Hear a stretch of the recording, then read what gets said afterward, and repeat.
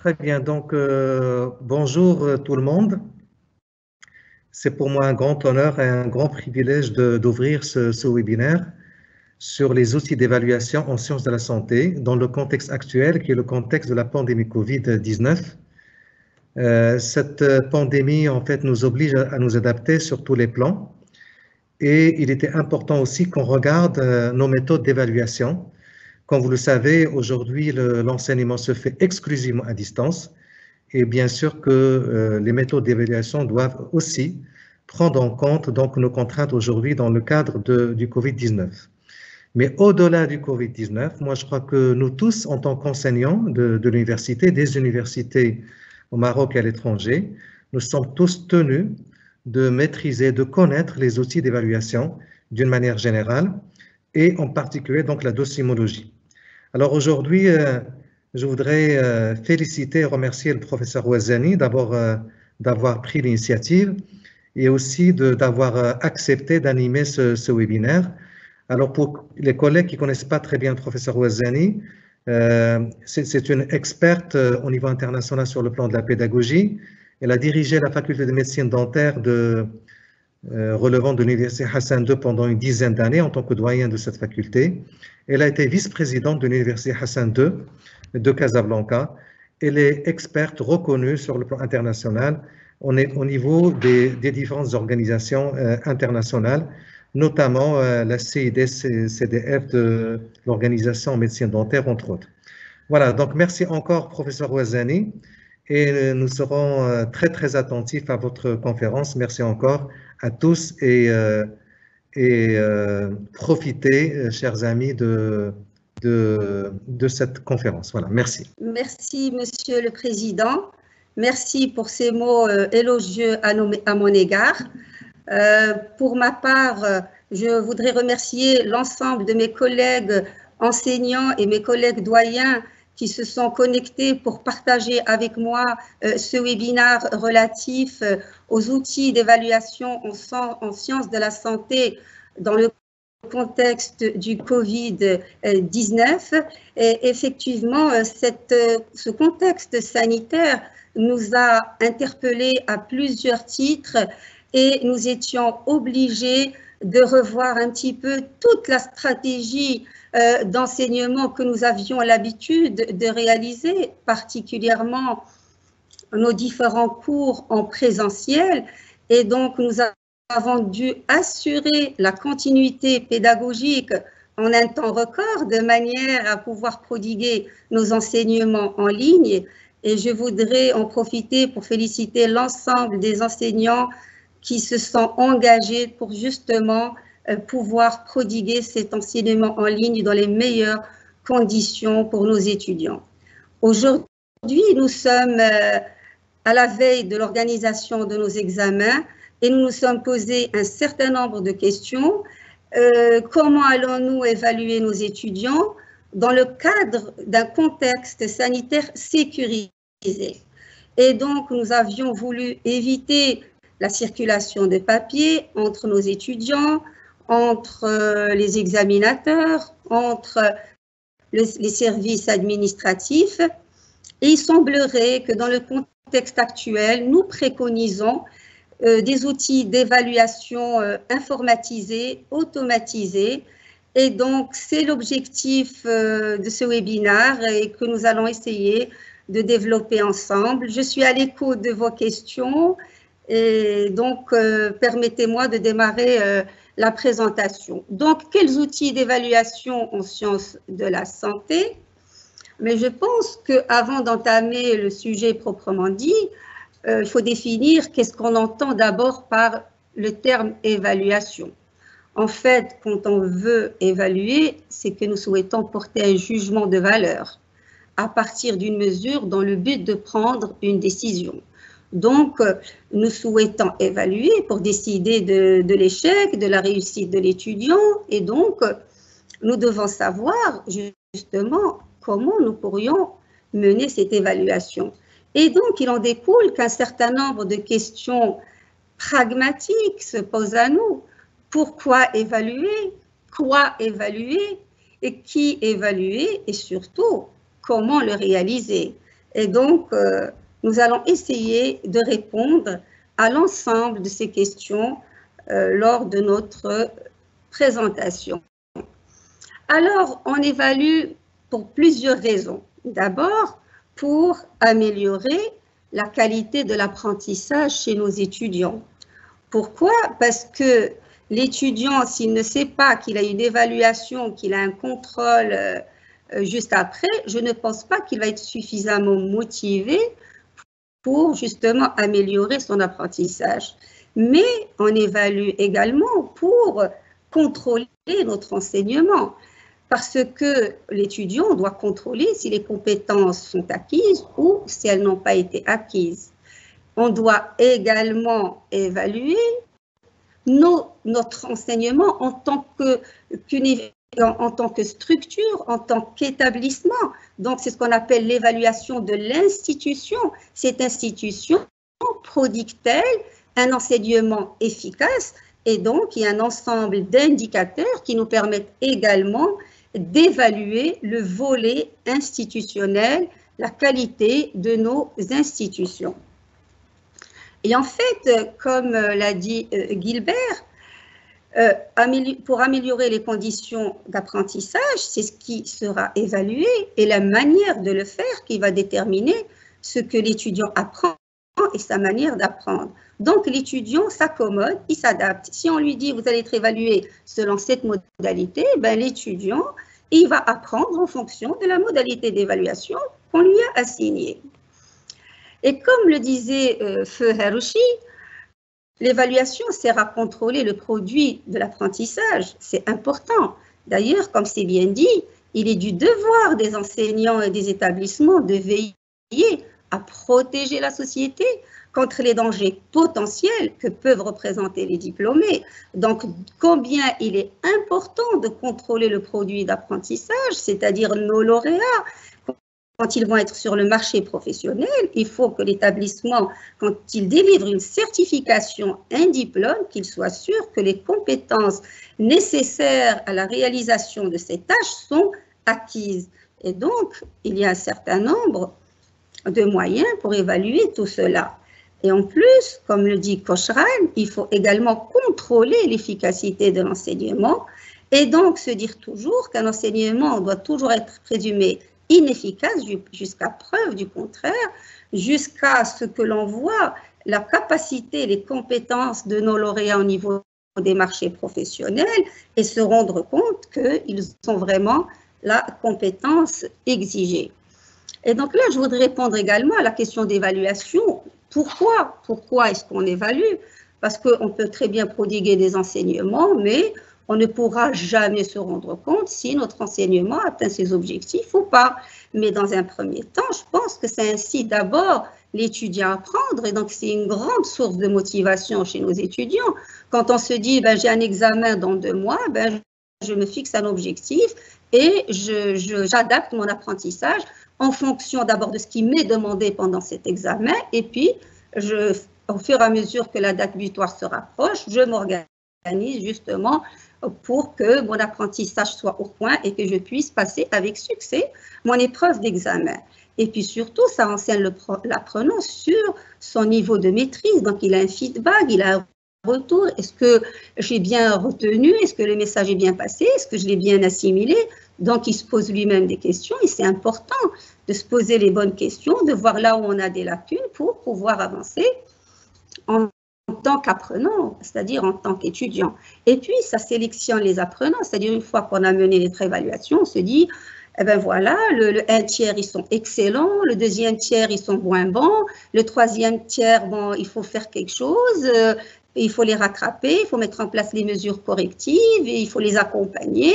Et donc, nous, en tant qu'évaluateurs, on a besoin d'identifier un petit peu la qualité des apprenants qui sont avec nous. Et puis, bien sûr, l'évaluation, elle est sanctionnelle. Elle décide du succès ou de l'échec, du passage d'un semestre à l'autre. Si on a capitalisé un certain nombre de crédits de CTS ou si on ne les a pas capitalisés. Donc, chaque institution a son cahier de normes pédagogiques et a ses critères. Mais en tout cas, l'évaluation seule permet de décider si l'étudiant on lui permet le passage au niveau supérieur ou pas, et puis ça renseigne l'enseignant sur son enseignement. Moi, je pense que quand on fait une évaluation et quand le jour des délibérations, les enseignants nous disent « Ah, 80% des étudiants n'ont pas le niveau », moi, je pense que souvent on leur dit il faudrait se poser d'autres questions par rapport à la qualité de l'enseignement que vous avez prodigué. Est-ce qu'il a répondu aux normes? Et en général, ça augmente le prestige de l'institution. Et là, on pourrait parler très longuement sur les classements de Shanghai, sur les classements de la Banque mondiale, où il y a un certain nombre de critères, il y a un certain nombre d'indicateurs qui permettent de classer telle et telle institution. Mais un simple exemple, par rapport aux résultats du bac quand c'est national, on peut se dire que dans tel lycée, il y a eu tant de mentions très bien par rapport à un autre lycée qui en a eu moins. Et donc, les lycées sont classés entre eux et de la même manière, les universités sont classées à l'échelle mondiale et on essaie tous d'un petit peu d'améliorer notre ranking et de se placer parmi les meilleurs, d'où le prestige d'un certain nombre d'institutions. Et puis, l'évaluation également protège la société parce qu'on certifie des compétences, on octroie des diplômes et donc ça protège la société contre les faux diplômes, contre des apprenants qui ne sont pas tout à fait compétents, qui ne sont pas tout à fait aptes à être au niveau du marché professionnel. Et si on revient à cette évaluation, elle est de deux types. Elle est soit sommative, fonctionnelle, comme je le disais tout à l'heure, c'est-à-dire qu'on décide de l'échec ou de la réussite, mais elle est également formative, c'est-à-dire tout au long du parcours des étudiants, ils peuvent se rendre compte, ils ont un feedback de la qualité de l'enseignement. Par exemple, nous travaillons la plupart des cas pour les contrôles continus en ligne, nous mettons des quiz en ligne, ce sont des quiz à titre formatif où l'étudiant il se rend compte est-ce que j'ai pu acquérir cette tâche, est-ce que c'est compris ou c'est pas compris, et quand ce n'est pas le cas, ben, il revient à son cours et il reprend un petit peu son apprentissage. Donc, combien il est important de faire appel à ces deux types d'évaluation, d'abord formative et dans un deuxième temps sanctionnelle. Mais en fait, on se dit, on va évaluer quoi de manière précise? Et on se met à la place de l'athlète. Cet athlète, bon, il s'est fixé comme objectif, ben, je vais aller sauter la 3e barre. Et donc, tout son entraînement a été réalisé dans le sens de son objectif. Il n'aurait pas fait le même entraînement s'il devait juste sauter la 2e barre ou que la 1re. C'est le même cas pour nous, c'est-à-dire quand on veut choisir un instrument de mesure, il faudrait qu'on sache qu'est-ce qu'on veut mesurer. Est-ce qu'on va aller au niveau 1 et on va mesurer la mémorisation chez les étudiants? C'est un niveau qu'on évalue souvent dans nos premières années d'enseignement des sciences médicales, en première année, 2e année, mais dès la 3e année, dès un niveau supérieur, on va essayer de voir si les étudiants sont degré d'analyse, son interprétation des données. Et puis, niveau 3, c'est vraiment un niveau de résolution de problèmes pour voir s'il est capable de résoudre un certain nombre de problématiques. Donc, s'il est capable de poser correctement un diagnostic, un plan de traitement. Donc, si vous voulez, c'est par niveau, par palier que cette évaluation est organisée. Et en général, le niveau 3, c'est une évaluation qui est faite tout à fait en fin de parcours, juste avant l'octroi des diplômes. Mais également, quand on se pose la question quoi évaluer, il y a un certain nombre de domaines taxonomiques. Est-ce qu'on va évaluer le volet cognitif, le savoir, le psycho-affectif, le savoir-être, le sensorimoteur, le savoir-faire, particulièrement en médecine dentaire, on évalue énormément le volet sensorimoteur. C'est un petit peu toutes les habiletés gestuelles que l'étudiant doit développer pendant son parcours pour réaliser un certain nombre d'actes, particulièrement en médecine dentaire. C'est le même cas, c'est le cas également en médecine par rapport à un certain nombre d'actes chirurgicaux, par rapport aux soins infirmiers, etc. Et souvent, nous sommes obligés d'évaluer ces 3 compétences en parallèle, le savoir, le savoir-être, le savoir-faire, et donc chez nos étudiants et particulièrement dans le domaine des sciences de la santé. Mais en fait, on va essayer de répondre aussi à la question, après avoir répondu aux 3 premières, Cette évaluation nous paraît complexe, il y a plusieurs éléments à évaluer. Comment pourrions-nous la mener de manière idéale et de la manière la plus objective possible? Et donc, ce qu'il faut savoir, c'est que l'instrument idéal n'existe pas, mais nous devrions nous adapter aux objectifs pédagogiques que nous nous sommes assignés dès le départ. Et donc, avant de parler du comment, il est indispensable de voir quels sont les critères auxquels cet instrument de mesure devrait obéir. Mais en fait, il doit répondre à 4 critères principaux. Être valide, fiable, commode et objectif. Donc, il doit réunir un petit peu ces 3 critères pour pouvoir l'utiliser. Alors, qu'est-ce qu'on entend par toutes ces terminologies? Qu'est-ce qu'on entend par un instrument doit répondre à la validité? Ça veut dire qu'il doit être adapté à l'objectif ou à la compétence que l'on veut mesurer.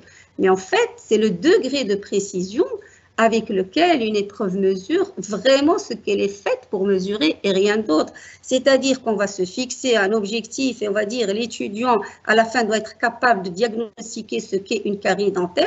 Eh bien, il ne sera capable que de diagnostiquer ce qu'est la carie dentaire et rien d'autre. C'est-à-dire qu'il faut qu'on se fixe un seul objectif par question, par évaluation.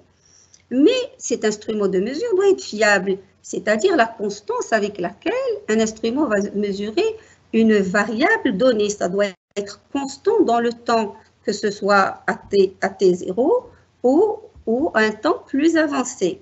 Cet instrument doit être également objectif.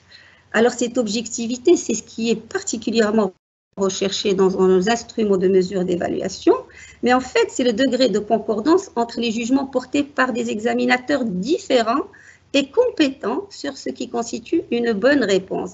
C'est-à-dire que lorsque on se met à réaliser notre questionnaire, il est important d'être à plusieurs experts pédagogues de la même discipline, à poser les questions, mais surtout à se mettre à la place de l'étudiant, à essayer d'identifier la bonne réponse et qu'on soit tous d'accord de manière précise sur ce qu'est la bonne réponse. Mais il ne faut pas oublier qu'également un instrument de mesure doit être commode par rapport aux contraintes de temps, par rapport aux ressources matérielles et humaines de l'institution. On va voir tout de suite quand on va parler des QCM, il est vrai que les réaliser demandent un certain temps, demandent une expertise surtout, mais ce qui est très facile, c'est la correction. Et des fois, on passe des heures et des heures à corriger nos épreuves d'examen. Combien c'est compliqué, et je pense que c'est vraiment un outil qui est très facile parce que ça nous facilite la correction. Maintenant qu'on a fait un petit peu le tour et qu'on a identifié les critères auxquels devrait répondre un instrument de mesure, un instrument d'évaluation, il conviendrait d'avoir recours à une palette d'instruments. C'est-à-dire, là, j'ai une palette de crayons de toutes les couleurs. Il faudrait que je puisse disposer d'une palette d'instruments en tant qu'expert, pédagogue, évaluateur, en tant qu'enseignant, de manière à ce que je puisse évaluer les différents types de compétences et que je puisse leur approprier l'instrument de mesure le plus adéquat. Et donc, il en existe un certain nombre qui évalue que ce soit le niveau de mémorisation, le niveau d'analyse, d'interprétation, de résolution de problèmes, qui sont mis à notre disposition, que ce soit par rapport à une épreuve rédactionnelle où j'ai une grille d'évaluation pour l'évaluer, ou des questions à réponse ouverte et courte qu'on appelle les crocs, où on est à la recherche d'éléments clés, ou les questions à choix multiples que nous développerions ensemble. Il y a les cas cliniques des QCM aussi que nous allons voir ensemble, les problèmes à résolution séquentielle, l'analyse d'articles, de mémoire qui se font également à l'aide de grilles, mais en pratique aussi, il y a un certain nombre de grilles d'évaluation. Par exemple, quand on veut évaluer l'aptitude gestuelle chez nos étudiants, que ce soit en travaux pratiques ou durant leur stage clinique, on utilise des grilles d'observation de gestes précis et on identifie si l'étudiant vraiment il est capable de réaliser ce geste dans les règles de l'art ou alors la compétence n'est pas acquise Et donc, au fur et à mesure, que ce soit lors des apprentissages pratiques, de simulation ou lors des gestes cliniques, l'étudiant est diplômé lorsque il est habile, il a tous les gestes nécessaires et toutes les compétences nécessaires. D'où les grilles d'évaluation qui doivent être réalisées de manière rigoureuse, stricte et adaptées par l'ensemble des examinateurs. Il y a aussi des grilles d'observation d'attitude, des grilles d'évaluation des stages. Et puis, j'aurais souhaité m'attarder sur l'examen clinique objectif structuré qu'on appelle les ECOS ou les ESSO, qui est une modalité d'évaluation qui nous donne des résultats extraordinaires pour l'évaluation de la compétence chez les étudiants à un stade beaucoup plus avancé dans leur apprentissage, juste avant l'obtention des diplômes. C'est un examen clinique que l'étudiant réalise, mais il passe au niveau de différentes stations, que ce soit par exemple une station d'examen radiographique, une station de bilan biologique, une station de diagnostic. Et donc, il passe par toutes les étapes avant d'élaborer son plan de traitement. Et vu qu'on l'a pratiqué, c'est un excellent outil d'évaluation que nous pourrions développer lors d'autres rencontres, si possible. Mais là, justement, je voudrais plus m'attarder, vu le temps qui nous est imparti, sur ce qu'est un QCM, comment il est constitué et comment le réaliser. D'abord, un QCM est constitué d'un énoncé et puis de compléments. Ce qu'on appelle compléments, ce sont les réponses. Parmi ces compléments, il y a là ou les bonnes réponses, et puis il y a un nombre variable de l'heure, ou ce qu'on peut appeler également des fausses réponses. Alors, en pratique, moi j'ai choisi dans un premier temps un exemple pédagogique pour, vu le public, pour pouvoir toucher tous mes collègues enseignants qui m'écoutent. Alors, la variable la plus essentielle que l'on doit considérer pour évaluer les résultats de l'enseignement, est-ce que c'est l'opinion de l'enseignant et de ses collègues, l'opinion de l'étudiant sur sa performance, la performance de l'étudiant, la performance de l'enseignant ou la satisfaction de l'enseignant et des étudiants? Je pense que là, la réponse est claire. Quand on parle d'abord, on revoit la question, la variable la plus essentielle. Déjà, c'est un indicateur la plus essentielle que l'on considère pour évaluer l'enseignement. C'est vraiment la performance de l'étudiant et pas les autres. Quoique les autres, c'est des réponses, ce sont des leurs, mais ne constituent pas la bonne réponse. Et donc, c'est construit sans vouloir induire l'étudiant en erreur, mais on lui donne quelques éléments clés. Donc, il est important en tant qu'étudiant de bien lire la question parce que dans la question, une fois qu'on l'a bien comprise, ben, il y a des éléments qui sont en faveur de l'une ou de l'autre des réponses. Alors, en parlant d'un QCM, comment est construit, c'est quoi la vraie anatomie d'un QCM? D'abord, il est constitué d'un énoncé, comme vous le voyez. Il est constitué de compléments qui sont de 4 à 5. Moi, je préfère toujours 5 parce que c'est plus objectif. Il est constitué de ou des bonnes réponses. Là, j'ai choisi le QCM avec une seule réponse juste. Et puis, il est constitué de l'heure ou de distractifs. Donc, parmi les situations suivantes, quelle est celle que l'on rencontre le plus fréquemment au niveau de la jonction émail-sément? Donc, je retiens le terme le plus fréquemment.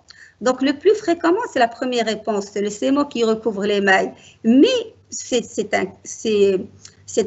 réponse, si vous voulez, ce cas-là existe à 60% selon la littérature. Mais ça n'empêche pas que les autres cas existent, mais ils sont beaucoup moins fréquents. Donc, si vous voulez un petit peu le mot-clé, au niveau de la rédaction de l'énoncé, c'est vraiment bien le lire le plus fréquemment au niveau de la jonction émail-sément. Si j'avais formulé ma question différemment en disant que l'on rencontre plus ou moins, ben, je vais déjà induire l'étudiant en erreur. Ce n'est pas précis. Donc, combien nous devrions être dans la précision lorsque nous posons nos questions? Et là, c'est pour faire plaisir à mes collègues et amis enseignants de la faculté de médecine. Donc, une femme de 18 ans présente une aménorrhée primaire, lequel des signes suivants oriente le mieux vers un diagnostic du syndrome de Turner? Moi, je pense qu'il y a un certain nombre de réponses relatifs. Il y a la petite taille, on parle d'hypertension, d'hirsuturisme, etc. Mais la bonne réponse, c'est la petite taille parce qu'elle est claire. Les autres ne constituent que des compléments, ne constituent que des leurres. Et donc, là aussi, dans l'énoncé, c'est bien clair lequel des signes suivants oriente le mieux. Donc là aussi, il y a le fait que ça oriente le mieux. Il y a d'autres signes qui pourraient nous orienter, mais celui qui nous oriente le mieux est vraiment la petite taille. Donc j'insiste sur comment est constitué l'énoncé et comment sont constitués les compléments. Alors pour ce qui est de l'énoncé, l'énoncé, ce qu'il faut savoir, c'est qu'on doit le formuler selon le mode affirmatif ou interrogatif, jamais sur le mode négatif, ça induit complètement l'étudiant en erreur. Il faudrait identifier un seul et unique concept central. Quand j'évalue par une question, je vais vouloir identifier une seule tâche si elle est acquise par l'étudiant et pas plusieurs. Et dans l'énoncé, je ne dois pas indiquer le nombre de réponses ni leur genre, sauf quand c'est des QCM à choix simples, comme on a vu au premier exemple. L'énoncé doit être vraiment clair, il doit être simple et logique, et donc utiliser toujours avec beaucoup de prudence les termes toujours, jamais. Leur préférer le plus souvent, le plus probable, le plus fréquent, surtout dans le cas des sciences médicales, étant donné que ce sont des sciences exactes. Alors les compléments aussi, comment devrions-nous les construire? Ces compléments doivent être d'abord homogènes dans leur forme grammaticale, au niveau de la place où ils sont positionnés. Il ne doit pas y avoir d'exclusion mutuelle, c'est-à-dire des doubles négations, ce qui fait quand j'ai 5 réponses, j'en ai 2 qui vont s'exclure automatiquement et donc le choix est très limité.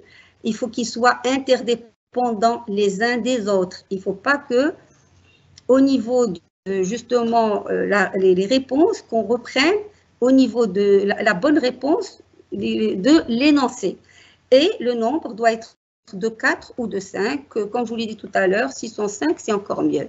Pour ce qui est des leurres, qu'on appelle aussi les fausses réponses, d'abord, elles doivent être plausibles et attrayantes, c'est-à-dire on ne peut pas choisir des leurres qui sont ni attrayants, ni plus ou moins, qui un petit peu pas orientent l'étudiant, mais le poussent à réfléchir pour faire la différence entre la bonne réponse et la mauvaise réponse. Ceci étant dit, on n'est pas là pour mettre des leurres qui sont complètement évidents ou alors qu'on cherche à piéger l'étudiant. L'objectif n'est pas de le piéger. L'objectif est seulement d'identifier si la connaissance est bien assimilée par notre étudiant. Mais en fait, l'étudiant doit choisir, il doit identifier les informations qui lui paraissent être vraisemblablement fausses ou alors des informations qui vont lui paraître vraisemblablement exactes. Donc, il doit trier, il doit justement, un étudiant averti, bien tout de suite, d'ailleurs, normalement, les QCM, on les réalise, chaque question ne doit durer qu'1 minute, et donc tout de suite, l'étudiant, quand il connaît bien son enseignement, il est capable d'identifier la bonne réponse des mauvaises réponses en un temps très, très, très court. On peut assimiler la notion de l'heure à la notion également de diagnostic différentiel, c'est-à-dire pourquoi c'est tel diagnostic, pourquoi c'est pas l'autre, et quel est le mode de diagnostic est en faveur de celui-ci et pas de l'autre. Je voudrais quand même un petit peu partager avec vous aussi, je ne peux pas parler de tous les types de QCM, il y en a énormément, mais là j'ai retenu les QCM à choix simples, les QCM à choix multiples, et puis après on verra ensemble également les cas QCM.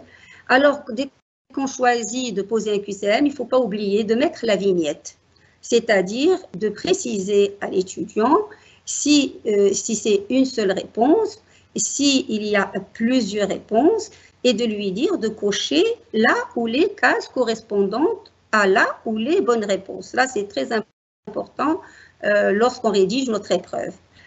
Alors, on va poser la question aux étudiants, parmi les signes et les symptômes suivants, quels sont ceux qui peuvent être associés à un diagnostic de pulpite réversible? Là, j'ai donné 5 réponses, 3 sont justes, les 2 autres poussent les étudiants à réfléchir, et il va se poser la question, il y a la pulpite réversible, il y a la pulpite irréversible, quelle est la limite entre pulpite réversible et irréversible, et donc quels seraient les choix de réponse correcte par rapport à d'autres. Quand on parle de douleur à la mastication, ça ne peut pas être le cas. Quand on parle de douleur facile à localiser, non. Et donc, les trois autres réponses, c'est clair que quand on a une pulpite réversible, on a une douleur provoquée au chaud, on a une douleur provoquée par le sucre, et la douleur est mal localisée. Donc, la réponse est assez claire. Ben, c'est la même cas de figure. Quand on parle d'une forte acidité du pH buccal, elle peut être due à la présence de nombreuses obturations. Non, il n'y a pas de lien. Elle peut être due à la présence de nombreuses bactéries acidogènes. Ça semble clair, c'est en relation. Elle peut être due à une consommation importante et fréquente d'aliments sucrés. Également, c'est juste. À la présence de nombreuses bactéries protéolytiques, non. À une production de salive insuffisante, oui, c'est juste. Donc, si vous voulez, là aussi, on insiste sur la manière dont la question est posée et dont les réponses sont posées. Donc, ces QCM à plusieurs choix de réponses permettent d'interroger les étudiants sur un panel de connaissances. Et puis, l'avantage, c'est que la correction est très objective, le traitement est informatisé, et je peux vous dire que lorsqu'on a une 150 copies, en l'espace de, je dirais, 10 minutes, on a tout de suite la correction de l'ensemble des copies, on a les résultats. Et donc, si on veut faire une délibération 24 heures après, on peut la faire même dans la journée, à la différence que lorsque les étudiants prennent les copies à la maison, mettent du temps à les corriger, etc. Je pense que la correction est automatique et est vraiment beaucoup plus objective. Alors, toujours dans la construction de QCM, on en a assez parlé tout à l'heure, mais je reviens sur les erreurs courantes, sur le leurre qui pourrait être peu attractif, sur la bonne réponse qui est peu développée et qui induirait les étudiants en erreur, sur des compléments qui peuvent être contradictoires et qui limiteraient les choix de réponse, sur le fait qu'on pourrait reprendre la bonne réponse dans les éléments de l'énoncé, ce qu'il faudrait vraiment éviter. Et donc, pour schématiser plus clairement les erreurs à éviter, on a conçu une QCM justement avec un certain nombre d'erreurs pour montrer justement à nos collègues quelles sont les erreurs que l'on fait. Et des fois, on ne se rend pas compte. Je sais qu'on s'est amusé dans le département de pédagogie à un petit peu réévaluer les questions de QCM et voir dans quelle mesure elles sont faites correctement. Je peux vous dire que souvent, les enseignants ont encore quelques difficultés. Bon, je vais vous montrer, il y a des moyens de pallier aux difficultés. Au moment de la correction, on s'en rend compte. Et donc, d'où le fait que cette correction automatisée nous facilite la tâche, mais j'y répondrai un petit peu plus tard. Par exemple, là déjà l'énoncé, on dit juste la carie dentaire. Déjà, l'énoncé, la question est très courte. Les réponses sont très longues. Déjà, on se dit que c'est pas homogène et donc ça ne doit pas être réalisé comme ça. La carie dentaire est marquée par une douleur plus ou moins brève. Dans les réponses, le plus ou moins induit les étudiants en erreur. Elle est brève ou elle est continue. Et on ne peut pas dire autre chose. Elle est parfois provoquée par le froid ou le chaud, les aliments sucrés ou acides. Donc, parfois, c'est le cas ou ce n'est pas le cas parce que sinon, on ne peut pas parler à ce stade peut-être d'une carie au niveau de la dentine. On peut juste parler d'une carie au niveau de l'émail. Les tests de vitalité montrent une vitalité pulpaire négative avec une douleur non localisée. Donc là, déjà, ce sont deux éléments qui vont induire l'étudiant en erreur parce que c'est complètement contradictoire et ce n'est pas en faveur de la carie dentinaire. Donc là, on l'élimine. En l'absence de traitement, elle évolue vers une inflammation de la pulpe dentaire. Là, il faut vraiment éviter des compléments beaucoup trop longs et beaucoup trop longs même par rapport à la question. Donc là, c'est juste un petit peu pour éviter ce genre d'erreur lorsque nous réalisons nos QCM. Alors, jusque-là, et comme c'est dit un petit peu, le QCM à choix simple, à choix multiple, souvent, ça permet d'évaluer quand même un niveau de compétence de mémorisation. Et ça ne permet pas d'évaluer l'esprit d'analyse, l'esprit critique de l'étudiant. Et je pense qu'il est très important qu'on puisse évaluer plutôt cet esprit d'analyse. Et là, les QCM, on peut le faire grâce au QCM. Et là, on vous propose les cas cliniques QCM, c'est-à-dire qu'on peut partir d'un cas clinique, d'une problématique réelle, avec une bonne vignette où on met l'ensemble des informations concernant l'examen clinique, biologique, radiologique du patient. Ensuite, on va poser un certain nombre de questions. Les questions peuvent aller de 4 jusqu'à 8 questions, mais juste, il faut avoir que les questions doivent avoir un rapport direct avec la situation clinique qui est décrite au niveau de la vignette, et il faut qu'elles soient indépendantes les unes des autres pour, encore une fois, ne pas induire les étudiants en erreur. C'est un petit peu ce qu'on fait dans les examens type cascade convergente, cascade divergente, où on donne des éléments de diagnostic et on va vers les hypothèses diagnostiques plausibles et après on avance dans notre raisonnement et dans la résolution du cas clinique proprement dit. Donc, qu'est-ce qu'on entend par ce cas clinique QCM qui doit être justement bien concis? Donc, voici le bon format. Alors, le bon format, d'abord, c'est une vignette. Regardez cette vignette, elle est claire et elle dispose d'un certain nombre d'éléments révélateurs avec justement un certain nombre de données où, par exemple, un patient de 32 ans se plaint de faiblesse des extrémités depuis 4 jours, sa température est de 37,8, son pouls est de 94 battements par minute, sa pression artérielle est de 13,8, la respiration est superficielle à 42 mouvements par minute. Il a une faiblesse symétrique des muscles du visage et des muscles proximaux et distaux des extrémités. La sensibilité est normale. Les réflexes ostéo-tendinaux sont absents. Les réflexes plantaires sont en flexion. Alors, justement, ça nous donne un certain nombre d'éléments, un certain nombre de renseignements sur la base desquels je peux construire plusieurs QCM. Je peux construire une dizaine pour évaluer justement les différentes compétences, pour évaluer les différents diagnostics différentiels, etc. Et là, ça pose l'étudiant, ça le pousse vraiment à réfléchir, à analyser pour pouvoir identifier le bon diagnostic. Dans ce cas-là, c'est le syndrome de Guillain-Barré, mais ça nous permet justement, à travers cette vignette, de poser plusieurs questions. Donc, le gabarit d'un cas clinique QCM, c'est d'abord une bonne vignette, comme on l'a vu à l'instant. Une question, si vous voulez, la question, ça doit être une question claire, courte, concise, avec un certain nombre de compléments au nombre de 5. Mais si vous voulez, au niveau de compléments, je ne dois pas transmettre une nouvelle information. Toutes les informations ont été décrites au niveau de la vignette. Et puis, au niveau des compléments, il faudrait éviter les verbes. Et au point, quand on pose une vignette comme ça avec la question, on n'a même pas besoin de voir les compléments, qu'on peut répondre à la question avant même de lire les compléments. Et si vous voulez, c'est simple, c'est assez clair. Donc, en définitive, qu'est-ce qu'on retient à travers ces questions à choix multiples? Ça reste une excellente modalité docimologique de par sa totale objectivité de correction.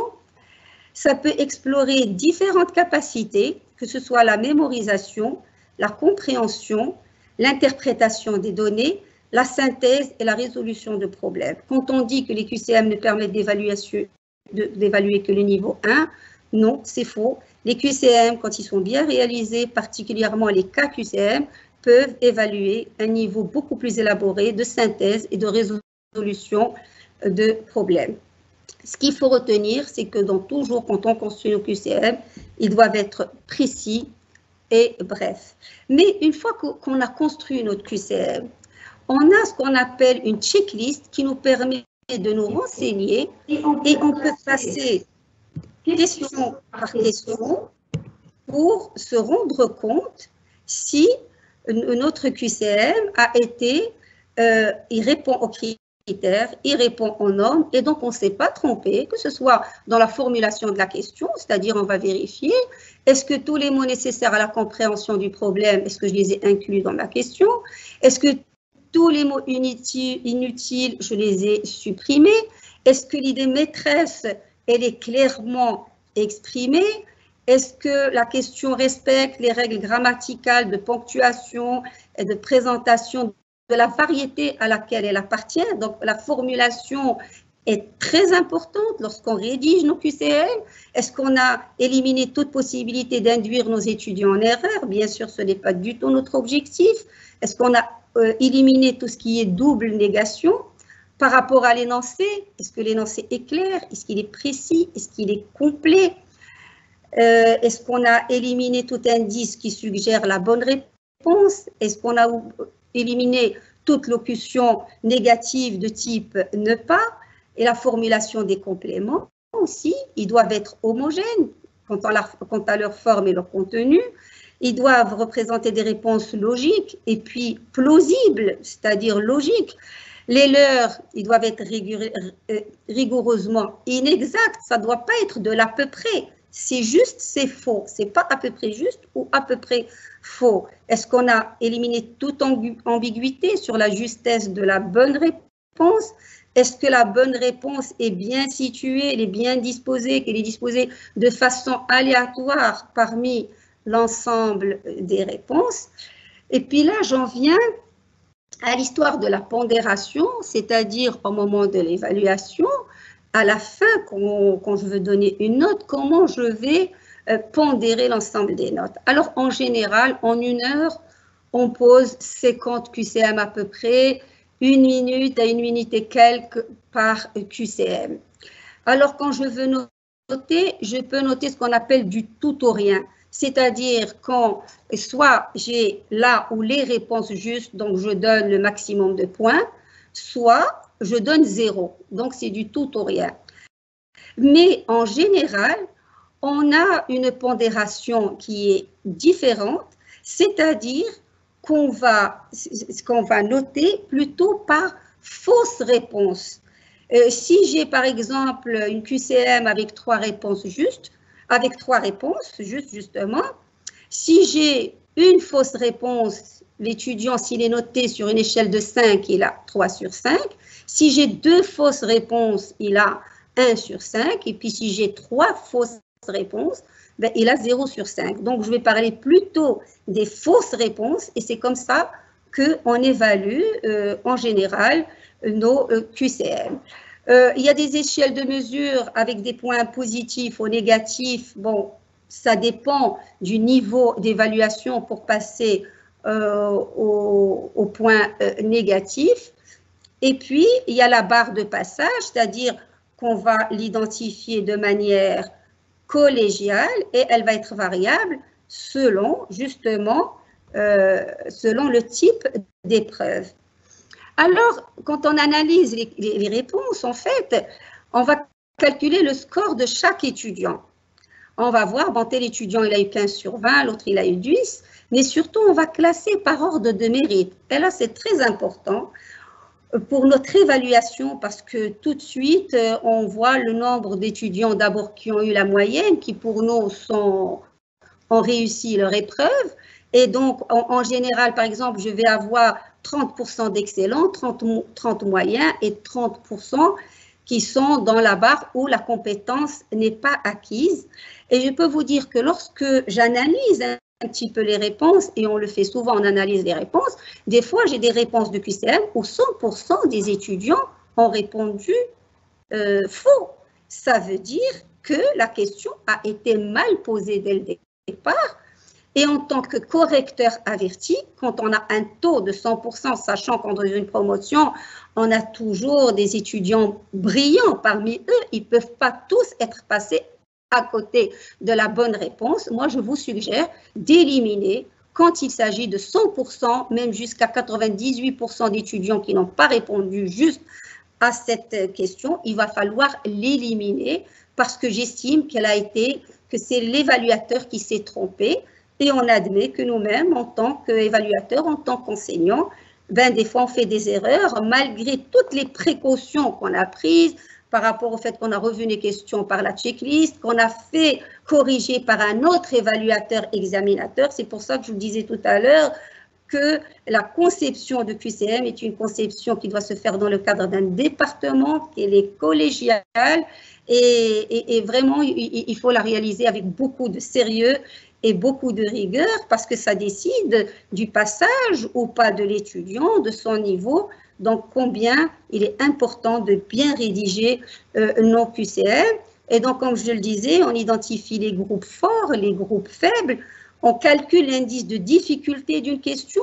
Donc, chaque question, comme je vous le disais, les étudiants ont répondu à 100% à telle question, à 90% à l'autre, à 70% à l'autre. Donc, par item, on voit quelles sont les questions auxquelles les étudiants ont répondu ou pas.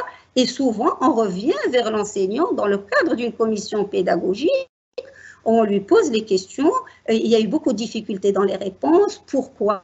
Donc, on le met en garde de manière à éviter ce genre de problématique et mettre en place tout de suite les mesures correctives. Et il faut insister aussi sur la formation pédagogique de nos enseignants pour qu'ils puissent être aptes à poser les bons outils d'évaluation. Donc, ce n'est pas toujours évident, mais on a toujours des enseignants novices, des experts, les uns accompagnent les autres, et puis on évolue au fur et à mesure vers l'excellence à laquelle il faudrait y arriver en tant que pédagogue, en tant qu'enseignant. Et puis on calcule aussi l'indice de discrimination d'une question, et comme je le disais tout à l'heure, il faut évaluer de manière critique les questions et donner un feedback à l'enseignant et lui dire voilà comment les étudiants ont répondu, à quel pourcentage, etc. Je peux vous dire que lors de commissions pédagogiques, c'est très intéressant de revenir sur l'analyse de nos QCM, de les reprendre, et c'est le seul moyen de nous améliorer et de mieux les réaliser. Je sais qu'il y aura des questions qui vont tomber tout à l'heure, j'anticipe un petit peu, c'est que souvent quand il y a des QCM, les banques de données sont ce qu'elles sont, et les étudiants vont apprendre les QCM et ne pas se focaliser sur l'objectif principal. Moi, je peux dire que non, quand les QCM sont bien posés, quand un expert pédagogue avertit, il n'y a pas de raison, il y a 36 000 moyens de poser la question et d'être sûr que l'étudiant a vraiment compris et qu'il n'est pas parti apprendre les QCM des années précédentes. Donc là aussi, il faut faire très attention. Donc, mes chers collègues, j'en arrive à la fin de cette présentation. Je peux vous dire que moi-même, j'ai eu beaucoup de plaisir à la partager avec vous, mais je peux conclure en disant que le concept d'évaluation a un sens beaucoup plus large que la notion traditionnelle d'examen pur et dur, c'est-à-dire que le nombre et la spécificité des instruments de mesure qui sont mis à la disposition des évaluateurs, c'est considérablement développé en rapport avec les exigences d'apprentissage. Vous voyez, maintenant, nous, on est à la veille de mettre prochainement même nos examens en ligne, donc on doit adapter encore une fois nos modalités d'évaluation. Et donc, une évaluation se planifie, combien il est important de planifier nos évaluations. Je vous remercie, j'espère que vous avez posé un certain nombre de questions. Je suis tout à fait à votre disposition pour répondre à la question. Et je voudrais tout de suite passer la parole à ma collègue enseignante, professeure Mdagri Meriem, de la faculté de médecine dentaire de Casablanca. Donc, ma chère collègue, à vous la parole pour faire une synthèse des questions et essayer d'y répondre. Bien, donc bonjour Madame le Doyen. Alors je vous remercie d'avoir partagé avec nous ce webinaire qui se trouve être très utile pour nous en tant que corps enseignant de l'Université Mohamed VI des sciences de la santé, vu l'approche des examens, et dont le sujet va de bon train avec cette période de crise sanitaire exceptionnelle que nous traversons en ce moment. Et comme on dit, à toute situation exceptionnelle, mesure exceptionnelle. Alors, pour animer un peu le débat, et comme le sujet a suscité beaucoup d'intérêt, un bon nombre de questions très intéressantes ont été posées, dont voici la première. Face à cette période de crise sanitaire, et afin de mieux s'y adapter, existe-t-il des moyens d'évaluation autres que les QCM? À vous l'honneur, Madame le Doyen. Merci, chers collègues. Alors, pour la question, il est vrai que nous avons essayé de nous adapter par rapport à cette crise sanitaire, l'objectif principal a été d'éviter la circulation de papier entre étudiants, examinateurs, service des examens pour réaliser l'anonymat, et donc la correction automatisée pour nous a été le meilleur moyen. C'est-à-dire qu'on peut très bien prévoir une correction automatisée à base de croc. Ça peut être aussi souvent la correction automatisée avec, quand il s'agit d'épreuves de synthèse, c'est un petit peu plus compliqué, mais c'est aussi envisageable par l'intermédiaire de grilles d'évaluation et où l'enseignant, ça va être transmis sur son ordinateur et il peut très bien corriger en ligne. Et d'ailleurs, c'est ce que nous faisons maintenant sur notre plateforme Canvas à travers les contrôles continus. Donc, nous les évaluons en ligne. Et des fois, ce ne sont pas sous format QCM, même sous format CROC ou sous format autre question de synthèse. Mais si vous voulez, pour évaluer en ligne, il faut passer l'examen en ligne. Or, aujourd'hui, tous les étudiants, on peut pas, nous ne pouvons pas le réaliser en ligne parce que nous ne pouvons pas être équitables à l'égard de tous les étudiants. Il peut y avoir un problème de connexion ou autre. Donc, nous préconisons, malgré ce contexte sanitaire, mais un petit peu étalé dans le temps, à partir de la mi-juillet, comme cela a été recommandé par notre ministère, de démarrer nos examens en présentiel, plutôt sous format QCM à correction automatisée, pour diminuer justement cette contamination croisée.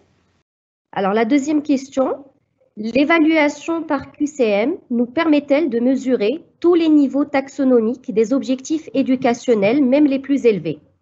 Effectivement, quand on parle, si vous voulez, d'évaluation par QCM, je pense que l'évaluation par QCM nous permet d'évaluer les différents types taxonomiques, c'est-à-dire je parle surtout de la mémorisation, de l'interprétation, de l'analyse des données, etc.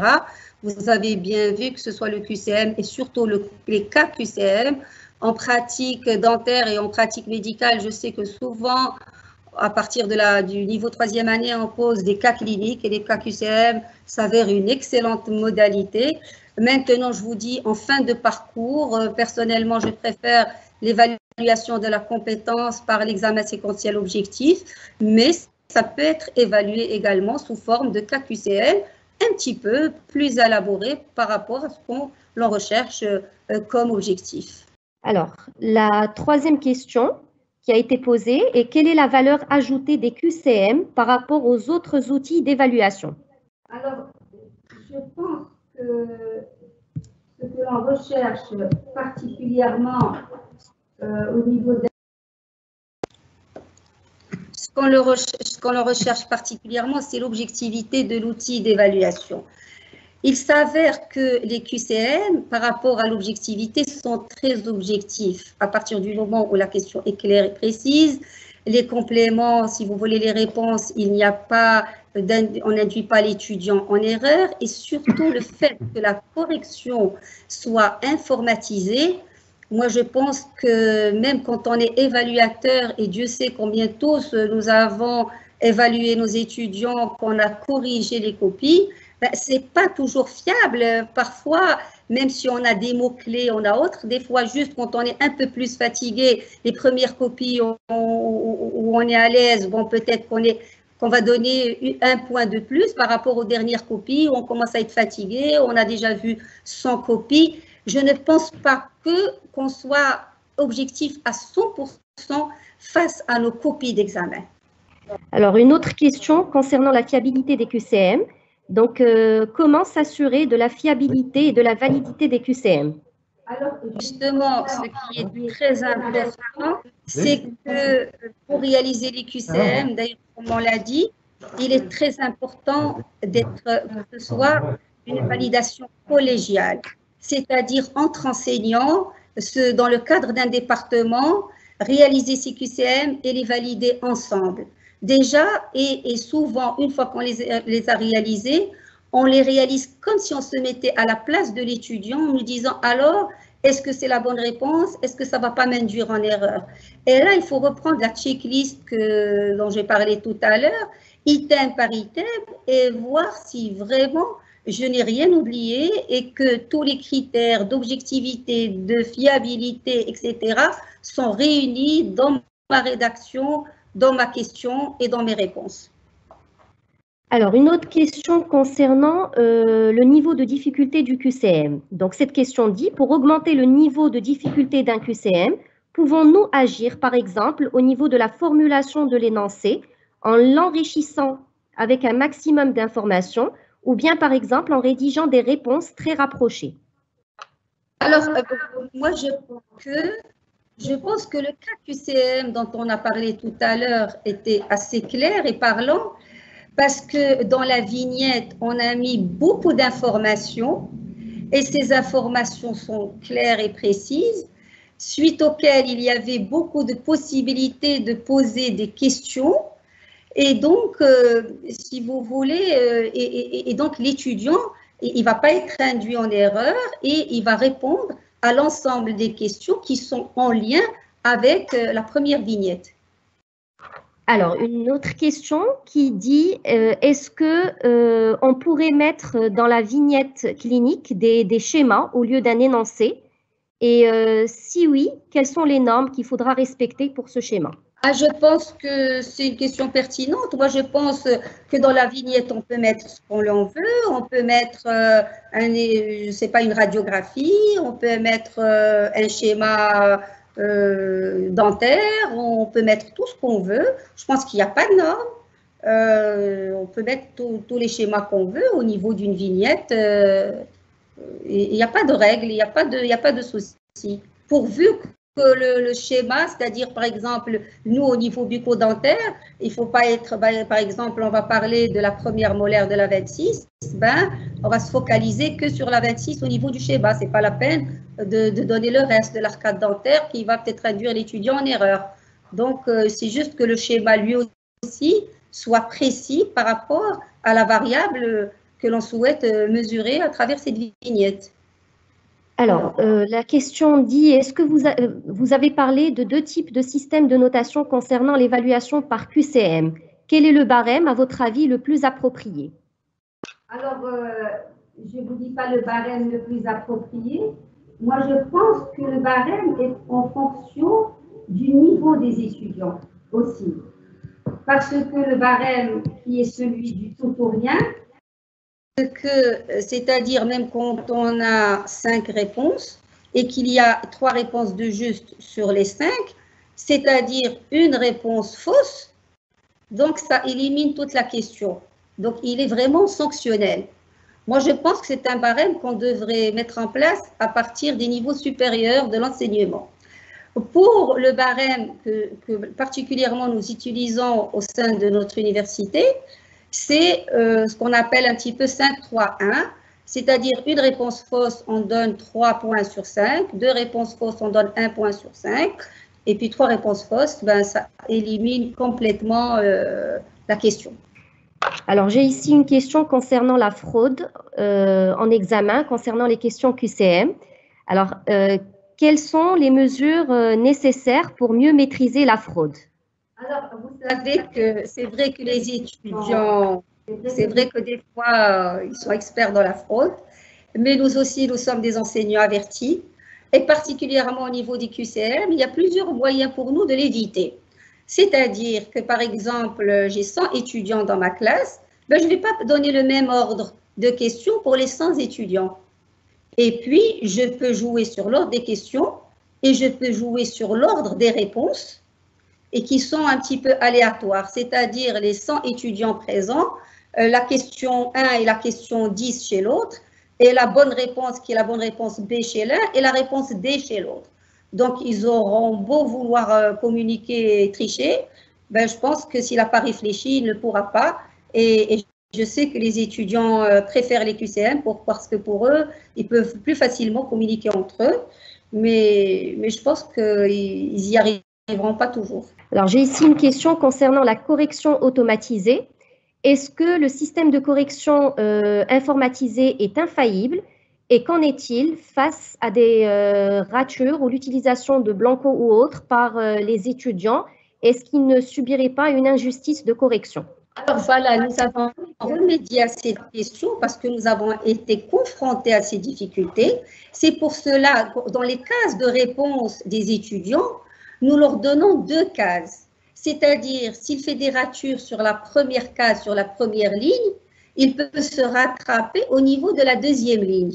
Et donc, souvent, nous ne prenons en considération que la 2e ligne. Et quand on est en train de faire la correction automatique, nous prenons en considération encore autre chose. Nous, correcteurs, si vous voulez, le logiciel nous dit ben, faites attention à la littérature, le lecteur n'a pas pu lire la réponse, on va sortir la feuille réponse de l'étudiant en tant qu'examinateur et on vérifie à l'œil nu pour voir est-ce que vraiment c'est une rature, c'est une bonne réponse ou c'est une fausse réponse. Alors, j'ai ici une question. Selon votre expérience, comment vous classez les niveaux de fiabilité, précision de l'outil QCM dans l'évaluation de l'assimilation des objectifs de différents niveaux? Moi, je vous l'ai dit, bon, peut-être que c'est une question qui un peu se répète. Moi, je pense vraiment que les QCM sont une excellente modalité docimologique qui sont très objectifs, même mieux et surtout à correction automatisée, c'est-à-dire c'est beaucoup mieux que si nous-mêmes, en tant qu'enseignants,